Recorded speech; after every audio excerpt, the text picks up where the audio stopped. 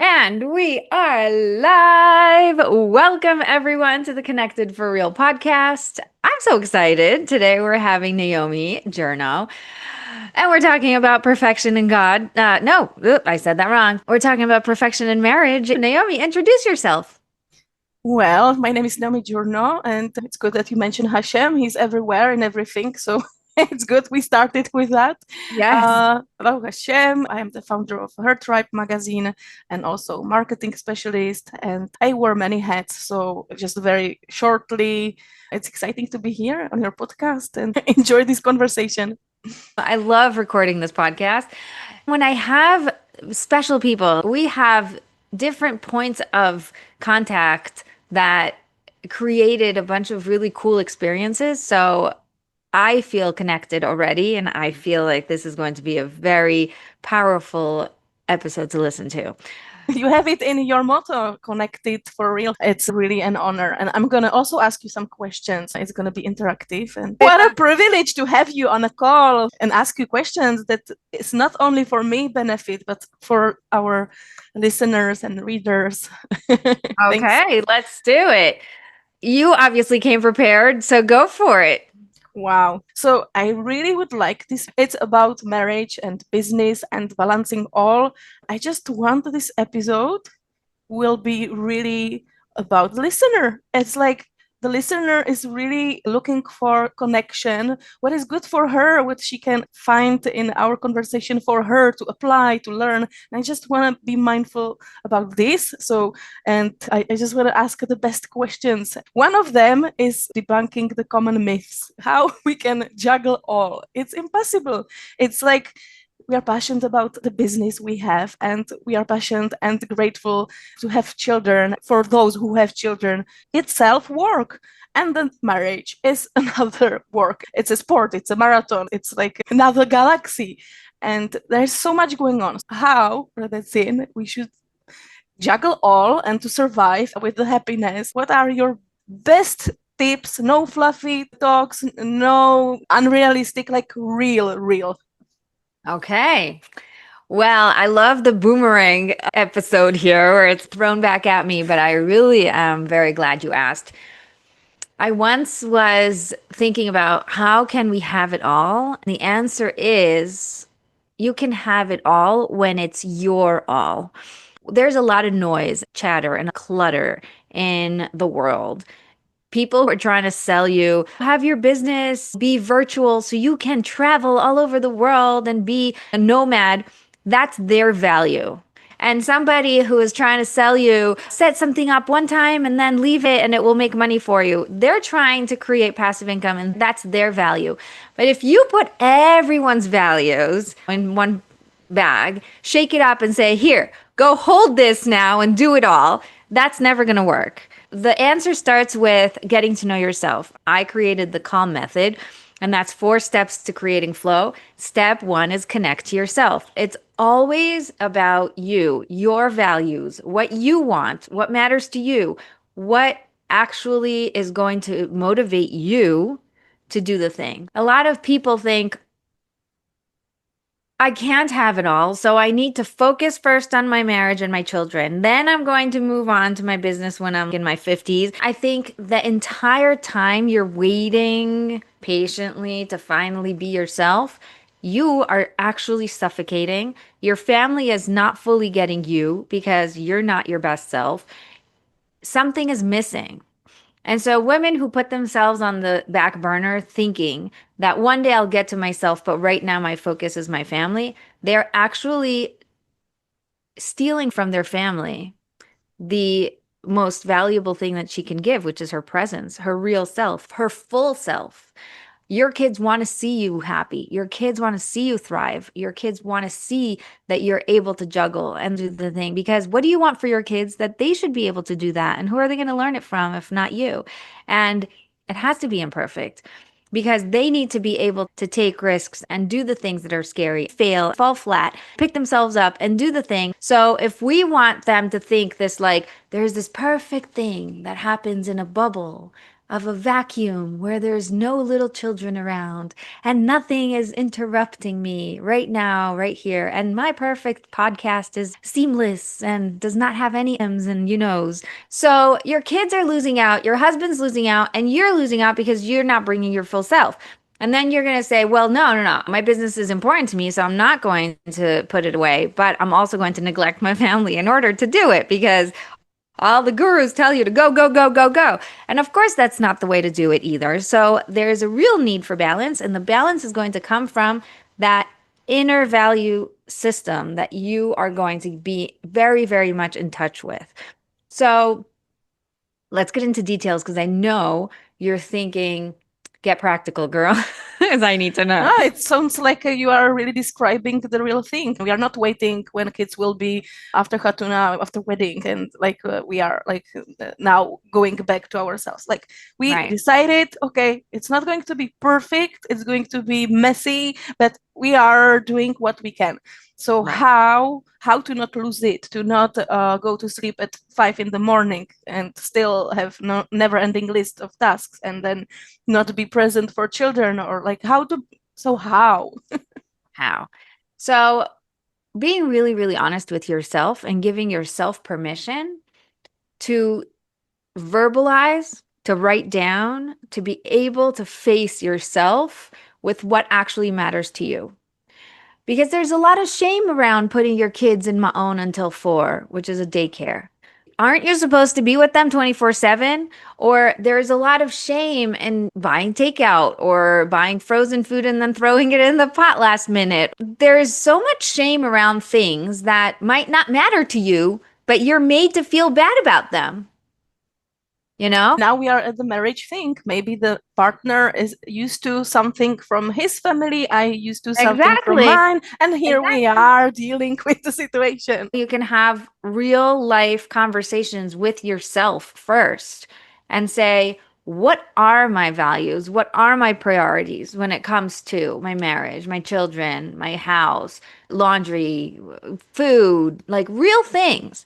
I know someone who has a laundry service come and pick up 2 suitcases worth of laundry of the week, brings them back all folded and clean and ready to put away. And that works for her because she couldn't care less who is doing the laundry. She just wants it done.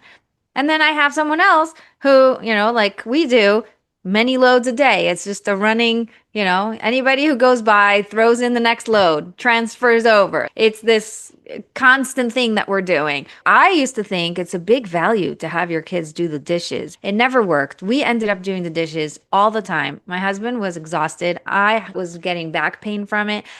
It's just too much to do and it's never ending. We finally got a dishwasher as a gift from someone who was giving away their dishwasher of 15 years. So it was an old dishwasher that was still working and they were just going Mhm. for a new one.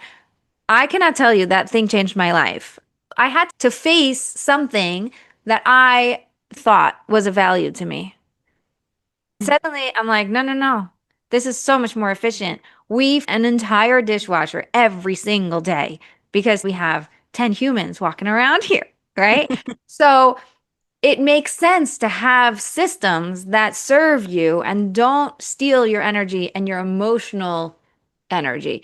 Like when I see dishes in the sink, I'm thinking, which one of the kids didn't do blah, blah, blah? Why, Mhm. And so my brain is going crazy instead of just living. I know. Yeah. Sometimes you don't realize what you don't know.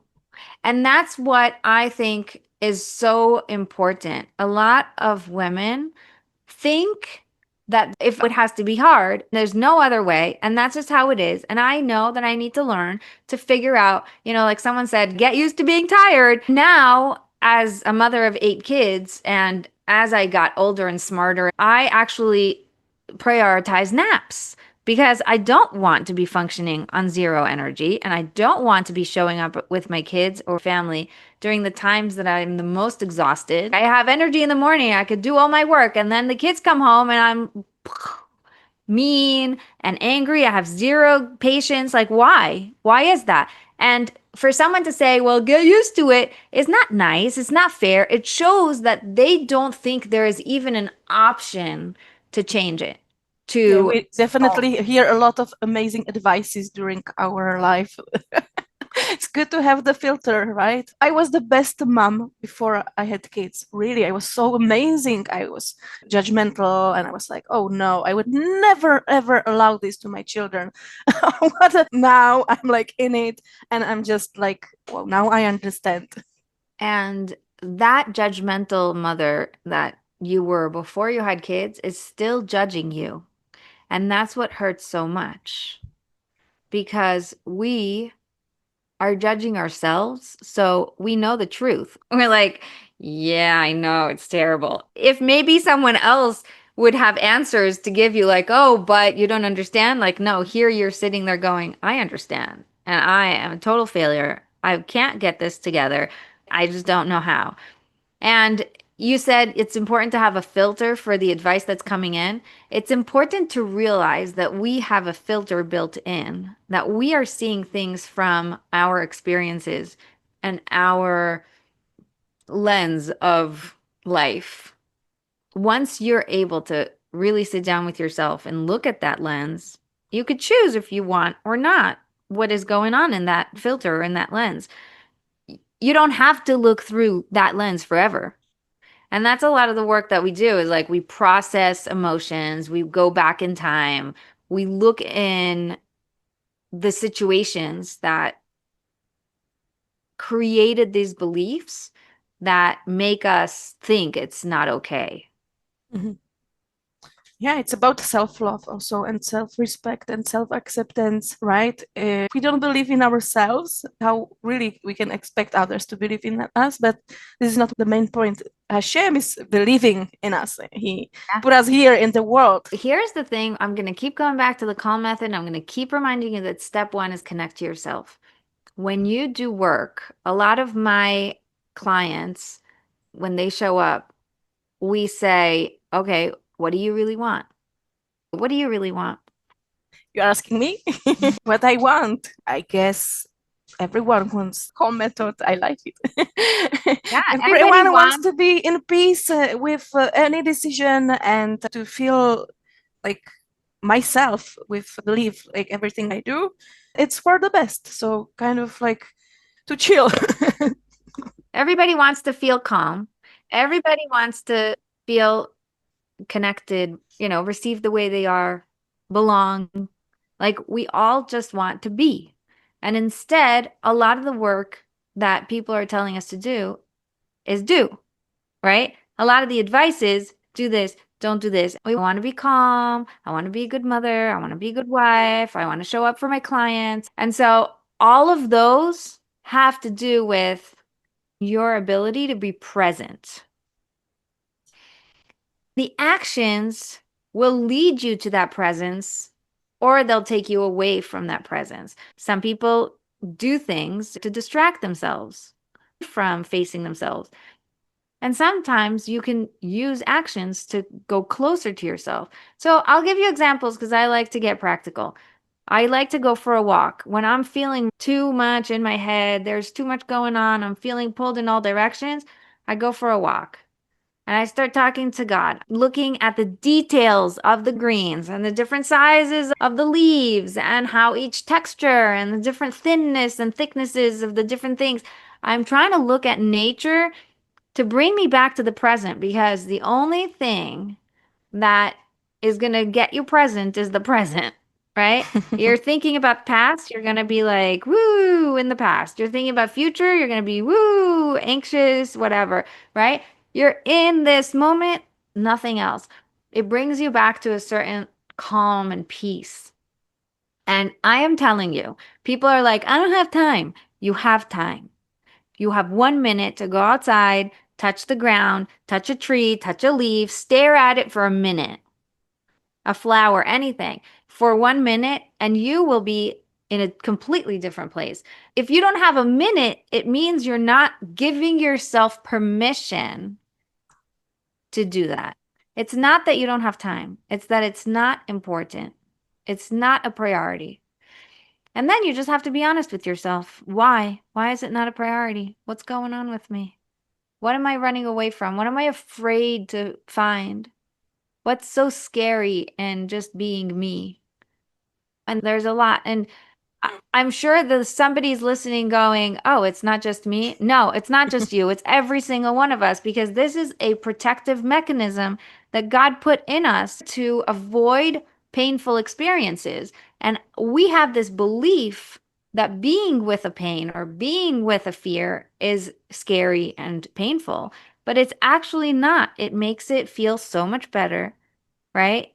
It's very soothing, very regulating to just be right here, right now. And that's also where Hashem is. Hashem is right Mhm. here, right now. Hashem is also past, present, future. He is everywhere. But when you really want to connect, you connect right here, right now. You don't wait to connect in the future and you don't think the only connection was in the past. You have constant ability to click in. It's like Yeah, the electricity is running in the house all the time. You plug in or you plug out. You get the choice. it's like we can refresh that anytime. It's no like, okay, now it's too late. It's like nothing we can do. It's really can refresh that anytime. And it's the same in a marriage, right? When we feel like this is not leading anywhere, this conflict, let's refresh, let's start again. Tell me about something connected to this topic, the renewal, the refresh, the starting again in marriage, when it feels like miracle has to happen for the light and to connect. Here's what I think about marriage. The first thing I want everybody to realize is that most of the stress is coming from us waiting for someone else to fix themselves. If he just realized that when he does this, it bothers me. If he just stopped doing this, then everything would have been okay. If he could just take responsibility for his emotional well being, go to therapy, get his act together, stop throwing things on the floor, stop being so forgetful, stop being so late. If he would start, right? We are very dependent on our husband for our happiness. Mhm. This dependency is something I experienced very strongly. I was in a parenting class first and I loved it. So I signed up for the marriage second level. And she said, the first thing we're going to learn all the theory, and then the next half of the program, we're going to bring up our own experiences and solve problems so that you guys see in practice what it looks like. And so everybody had to bring a problem from their home, but I didn't have a problem because I was in a good season with my husband at the time. You know, you go through seasons. This was a good one. So, and also because we already learned all the theory. So we're sitting there and she says, anybody have any problems they want to bring up today? And I'm thinking, I have no problems. And that's a big problem. I have a problem that I don't have problem. But then I realized, oh, I do have something I want to work on. And I raised my hand and I started getting excited. And I described it like this. I said, I have built this beautiful, colorful, sunny, happy mansion where I'm the queen. And every so often, my husband walks in with black paint and just starts splattering everywhere. All of the icky, negative, politics, doomsday stuff. You walk into my world and you just start being man. It's not working. And it really was very frustrating for me because I felt like I do all the work. I really worked very hard to work on my marriage, to become the person I want to be. And then he comes and ruins it all with his negativity. Right. I was almost laughing at how silly it sounded because when you are living it, it's very upsetting. You're like an adult thinking he shouldn't be this way. And why is he bringing his negativity into my life? Just because he has traumas doesn't mean I have to deal with them. And why is he throwing all of his puke on me? Blah, blah, blah. But from this very playful place where I was in a safe room with other women and a teacher who's here to help me, I was able to describe it in a very illustrative way. And she says, oh, it's because you're dependent on him for your happiness. And I thought, what is the connection between what I just said and what you just said? And she said, think about it. You're dependent. And in Hebrew, dependent is talui, which Mhm. means like hooked on. That night I went home and envisioned my husband because he was sleeping next to me. He was already falling asleep and I was in my own little world. I couldn't fall asleep. I was so wrapped up around this. I imagined my husband being this rod, and all of these things were hooked on it. My peace, my happiness, my security, Mhm. all these things. And so there was all these hooks, and suddenly I found a big ring that represented God.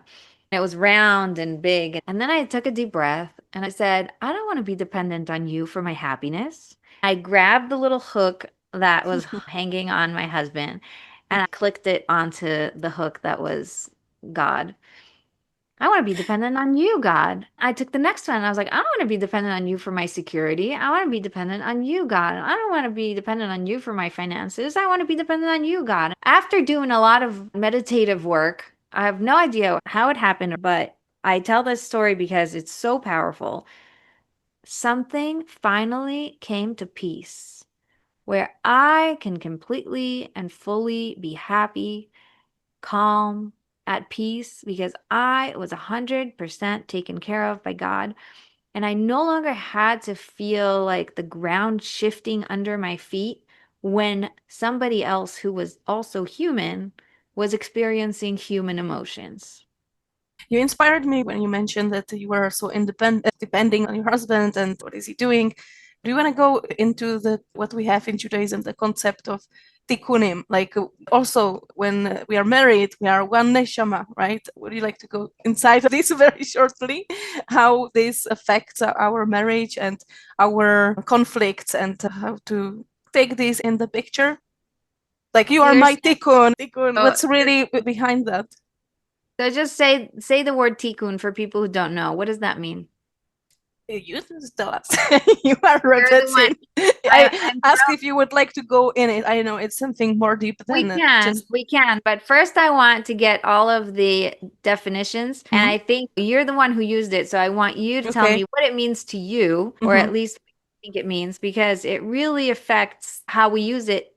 Our language affects how we feel, how we act, because the subconscious brain understands only two things: language and visuals. And so that's why vision boards are so powerful because you can visualize where you're going. You just need to put a picture of your dream house, dream fridge, dream whatever, and your brain is now focused on getting you there. When you use words, they also mean a lot and they matter. So I want to hear what you Okay, mean. with pleasure. For me, tikkun, what does it mean? It means that we are here in this world to fix something, to repair something, to work on ourselves. We are not here just to have fun and enjoy. In marriage, it's like we are two for that. Hashem sent me this person to help me work on myself, to repair the tikkun, and me as a female, especially for him, because he's supposed to listen to me. And it's not so simple because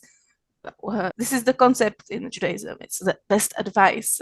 You should always listen to your wife. This is for everything. It's not just for the good times. It's especially for the times when it's in the most extreme turbulences, when I drive him crazy and when he gets upset. We are mighty con in this, So Yes. So we're here to repair something, and our soulmate is here to help us repair that.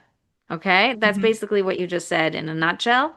No, it's not coming from me, right? No, I'm just making sure everybody's on the page with us. I love to include everyone in our Of conversation. course. So You talked about us being one soul. We are two people, but we're one soul that is reconnecting, and now we click into each other and we're united. I'm going to talk a little bit about both because it's very beautiful that you bring this up. And it's also very misunderstood in a way that I feel creates a lot of tension. So the first thing that comes up for me is my principal, Rabbi Stern, very amazing rabbi. And he was teaching us one time. And he said, a half and a half do not make a whole. So if you think that you're going to get married and finally find your other half and become whole, then you are wrong and you will have a lot of issues because a half and a half do not make a whole. When you can be whole with yourself, then you find someone who is whole with himself, really fix what is needed to be fixed. That's number one. So, as much as we want to believe that finding our other half and creating this unity is going to fill that void in me or fill something that I am lacking, again, we're bringing back that neediness. When I feel like I'm lacking and I'm looking to fill that lack, now I am attached to that filling because I'm like, you can't go away. You're my filling. You're the thing that fills me up.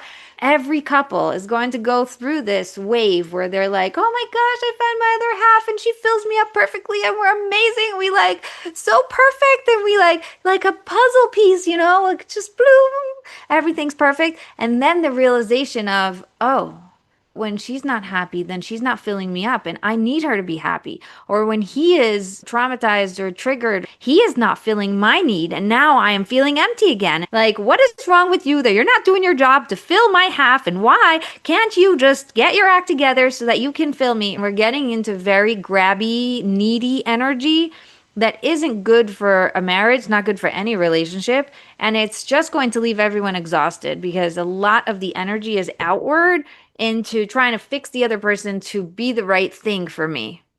And Mm. that's not fair, right? It's like just like with your kids. You can't make them be something just because you wanted that when you were a kid, or you can't make them do something that, you're supposed to like this and they're like sitting there freaked out because they don't like whatever, right? Yeah. So we understand that children are children and they're humans and you don't No throw one your likes criticism. Also, I hate right. criticism. Who doesn't? Exactly. So here is the first thing that I want everybody to get on board with. I need to take responsibility for my wholeness. If I feel a lack in something, if I feel like I need to fill some part of myself, then I will go looking inside my life, inside my experiences, inside the things I can control. And I will fill myself up regardless of what happens outside of me. Mm. And I can take that responsibility. Once I do, I free the other person in the relationship to do that for themselves too. I'm almost giving permission to both of us to find their own answers and not be dependent on each other. Mm. So I can, I've done this many times where instead of trying to get my husband to change, which I did very often and I still do sometimes, it's just so easy. It's like the first go-to thing. Your brain is like, oh, yeah, if he could just change, everything will be perfect. And then you catch yourself and you're like, wait, so what does this mean? And so I have found ways to fill myself up that don't involve my husband, but that my husband can support, be part of, be involved in other ways. And it feels really good. Like when I go to these marriage classes or parenting classes or whatever, my husband has no interest. He hates sitting through class. He hates sitting through speeches. He does not do interactive workshops. It's just not his way of learning, right? And it's annoying. Honestly, come on. Aren't we supposed to have fun together? And the way I have fun is by going to workshops. And it's very frustrating for someone to have to live like that, right? So now that I am a little bit more mature, I'm realizing I was really miserable. I was making him more miserable than he had to be. Mhm. Here I am complaining about his negativity, but he wouldn't be so negative if he wasn't forced to do things he didn't want to do. Right? Like he's a really nice guy and he's not usually very negative, but I was making it worse. And then I was complaining about it being so bad. So now I go and sign up to whatever workshops are for women, and I go to networking events, and I go to all these things, and I love it. And I interact, and I meet people, and I make friends, and I take their phone numbers, and I am my external bubbly self. And he could just sit and learn and do his thing, and he's happy. right? Like, I want him to be happy. I'm now letting him be happy because I'm allowing him to do what fills him up without needing him to come along for the ride just because he's my other half. So when I took responsibility for myself, I freed him to take responsibility for himself. He started doing things that filled him up, and he started writing his book and giving classes, and all the things that make him come alive happened only after I was able to unhook. How can we support each other? We want to support each other, be our. Let's talk about the other half now. The part you talked about, the tikkun, the repairing of each other's souls, world, things, whatever. Sorry. If you want to work on your character and become a better person, what better way than to hand you a mirror, Mm. right? Because you don't see that you have a stain on your shirt. There is absolutely no way for you to see the stain on your shirt because you are you. And the only way that you're going to see that stain is by going to the mirror. And then you're going to look at the mirror and say, "Ah, there's a stain." And of course, what we've been talking about in marriage and in natural, your first instinct is, let's clean the mirror. There's a stain on the mirror. Let's clean the mirror. So you scrub and do all the things and you spray it. It's not coming off because in the physical world, it's so obvious to us that the mirror is just reflecting what's on me. So this stain that's on my shirt is not on the mirror. The mirror is just showing me the stain. And that is exactly what happens with a husband and wife. You are there for each other to mirror, to be there so that the other person can see their stain and say, oh, that's my stain. But that takes a lot of maturity, a lot of honesty, a lot of openness and ability to hold that because our childish self, our selfish, childish, like, I don't want to be told I want to change. I just want to be me, right? But it's not that there's a problem with you. There's just a stain on your shirt. It's not about you. It's just neutral. And not an attack. It's not shame. It's just a neutral thing that happened to your shirt. You can take care of it very easily by rubbing your shirt and it will go off. But if you're trying to rub the mirror, this is where people say, I worked so hard on my marriage and never changed. They were cleaning the mirror, scrubbing the mirror, bleaching the mirror, and the mirror didn't change. And so eventually there was nothing left to do but to break the mirror. No, it doesn't work like that, right? In real life, when you're walking around and touching real things, you realize that the physical world is really simple. And when we see that it's all parallel to the emotional and spiritual world, you understand it's not about hard work. It's just about honest, mature work. So when you catch yourself being really annoyed, resentful, critical, judgy about Mm. your husband, the person who's the closest to you. Mirror work is all around you. It could be the person in the store, it could be anyone. But when it's your husband, it's that mirror that magnifies and makes you see every pore and every wrinkle, and you're like, ooh, right?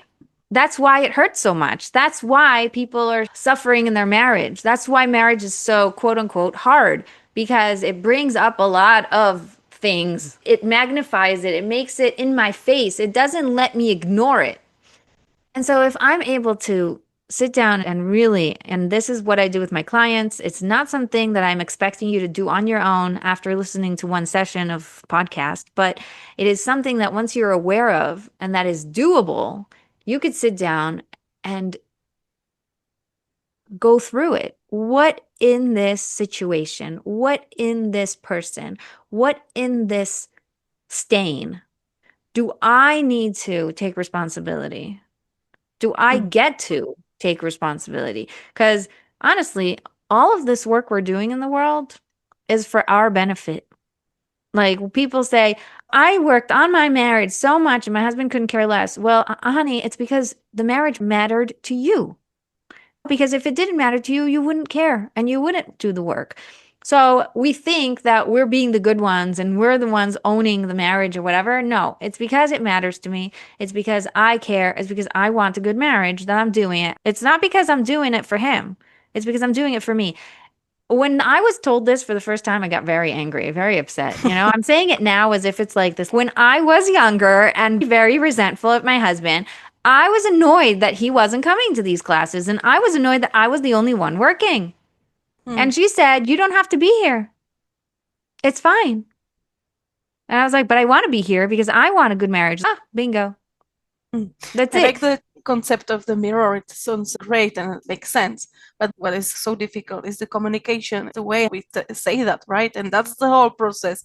That's like the trust. Because you don't go on the street and tell somebody you have to build a connection. I'm not saying that the relationship with your husband is the same like someone you see on the street, but what is your best advice to support this connection and trust so you can connect better and be open to hear criticism and what to fix? There's a way to say things. So, what would you suggest to a couple to support their understanding? And I'm not talking about languages because he has many languages and culture differences in some marriages, but in general, men and women are already from different galaxies. So, how would you support a true, pure connection without judgment, without criticism? How to bring this more into the picture?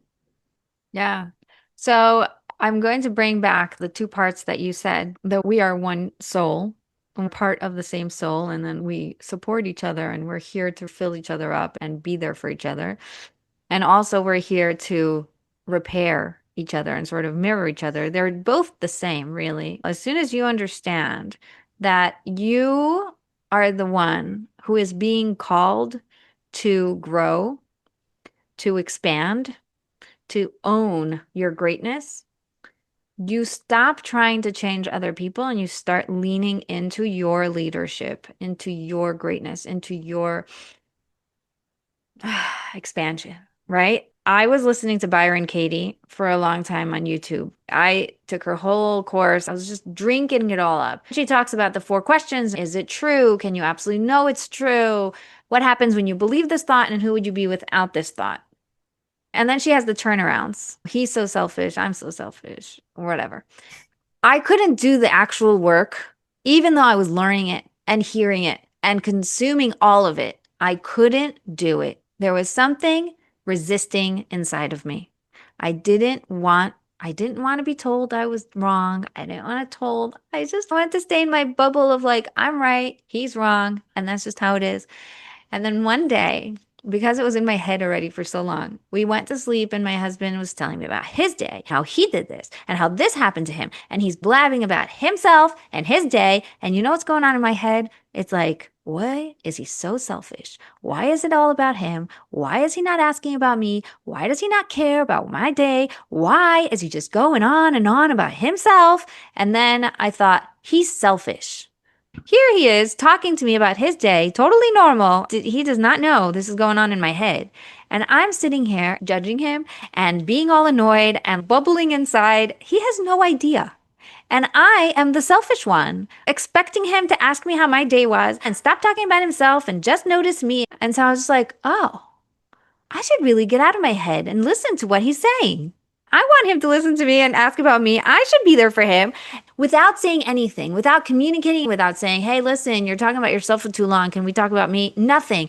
I just stopped and started listening, like active listening. Oh, that's what happened. That must feel awful. What happened next? It took 5 minutes for him to feel heard. And then he turned around and said, and how's your day? And that caught me by surprise because you would think communication experts are going to tell you, make it about yourself and not about him. Don't say you're so selfish. Say, I need you to listen to me now. But I didn't have to do any of this communication drama. I just needed to finally understand what Byron Katie was talking about. Get out of your head and understand what's actually in front of your nose. My husband is trying to be heard and I am not listening. I am the problem, not him. And as much as I want to believe that in reality, who cares about the name calling and the titles of the thing? I am the selfish one. I am the one who's not present. I am the one who's thinking about myself and, dramatizing and bubbling up inside. If I would not have caught myself, I would have made it into a fight. I Hmm. was the one. Usually the explosions came from me. My husband doesn't just start exploding at his wife for no reason, but I would explode at him all the time.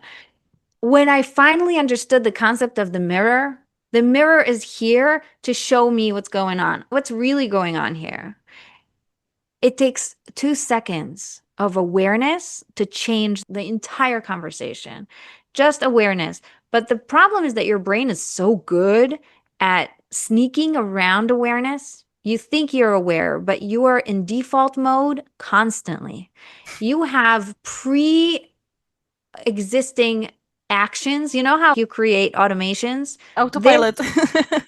they are autopilot, automations going on in your head. So when he says this, I'm going to say this, and then he's going to say this, and then it's going to happen like this. You're already ready with your next response because you already know what's going to happen, and you're going in loops. And then you wonder, people come to me and they're like, I have to get out of this loop. I don't know how, but I'm no longer able to continue fighting this way or to continue living this way. Even if you're not fighting, there is an underground current of fighting. It just feels awful. Why can't I just be allowed to be myself? Or why can't I accept him the way he is? It's because we have beliefs about him that aren't true. And God is putting this mirror in my face that I don't like because I don't want to face what's going on in my head, that I'm right and that I know it all and he's the one who needs to change. And that's really like, we'll pull it all back together to the first question that you asked. Most of the people who are listening are on high enough levels of awareness and consciousness that they understand what needs to be done. They understand it doesn't have to be this way. You can get a dishwasher. You don't have to do all the dishes by hand, right? You don't have to do the hard work if you could do the smart work.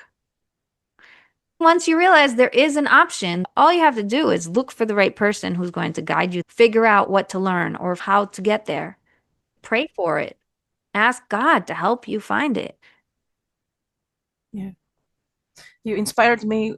It's such a reminder to just listen. Really, it's like amazing reminder for anyone who feels lost. Like, where is this relationship going? Really, to pause and listen, which is very hard, right? We are waiting for the other person to finish, and we want to say something. It's a lot about listening, right? Sometimes it's listening, sometimes it's just presence and being okay with being yourself and giving yourself permission to say things even though they're hard. But the beauty of wholeness is that you get to hold all the parts. And nothing is embarrassing or shameful or not part of me anymore that isn't allowed to come along.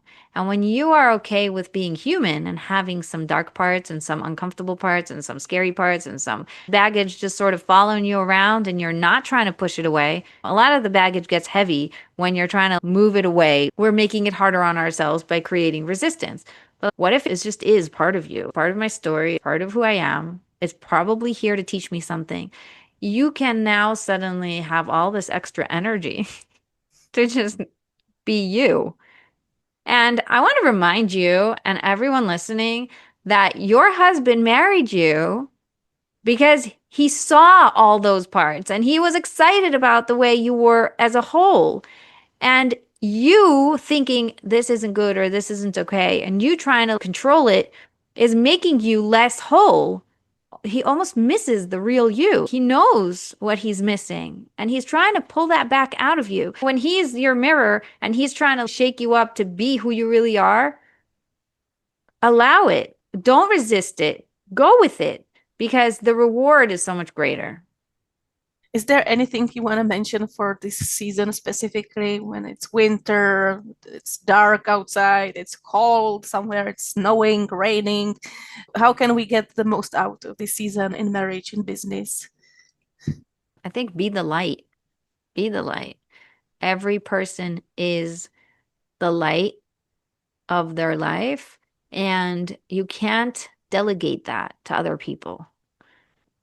You can't expect other people to turn you on or to bring you back to life or to light up the world for you.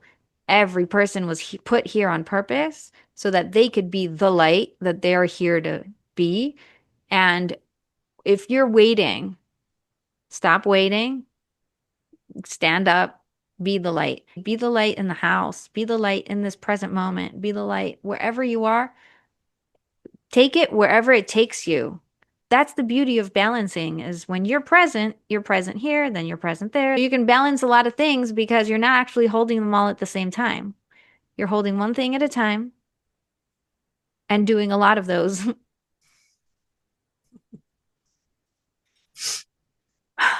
This was so fun because it was turned around on me, but I really do want people to hear a little bit about you. So, just to wrap it up, tell us a little bit about you, what you're doing, and how you're lighting up the world. The accent I have, it's from Czech Republic. Czech Republic is an amazing country. It's really something you should really go and see. Nature, nice people, and it's very affordable. You want to go there just to enjoy, have fun, and explore. So I'm from Czech Republic. I live in Israel. I'm a proud Jewish convert. Everything I love about you is that you put Hashem in the center. So you are what you do is really helping with the priorities of marriage and business. Obviously, it's just important to put Hashem first. I love that. I am a founder of Her Tribe magazine, which you can see in my background. It just came out, and it's about spotlighting the light in our community and about everyone has a gift and story. So this is the platform to share it. It's about our beautiful Hagim, the holidays, and it's a celebration of Jewish life and womanhood. It features all different women every edition, always fresh voices. This is something I'm really passionate about and also takes a lot of my time. There's a lot of imperfection for sure, because if I wouldn't have this responsibility to take care of my kids, it would be so much better, it would be this. And if I would have this funding, but I just do it anyway. And Hashem is my partner in that and the CEO, and I'm really excited about that because it has beautiful feedback. Even if it's not simple, it just really from edition to edition is showing me how meaningful and beautiful it is.